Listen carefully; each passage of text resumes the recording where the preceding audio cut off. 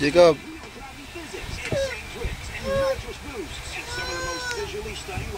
Ella, Ella. Hello, Ella. Ganda ba yan si Ella?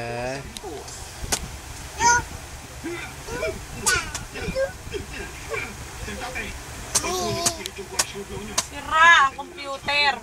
Pipilitin niya talaga yun. Ginagamit niya mula kamao hanggang sa dulo ng mga paa niya para sa corkscrew blow. Sabi! Isang naghihimod ng lalaki. Nahihiyang lang ang maaari pumasok sa ulo niya. Masisira ang diskarte niya. Yung brand. Lalo na nag-iisip siyang lumaban ulit para sa world title. Malamang ipipili May talaga point pa ba niya yun? yung niya hanggang sa huli. Ganong klaseng lalaki yan. Ay, sorry. Siya tote!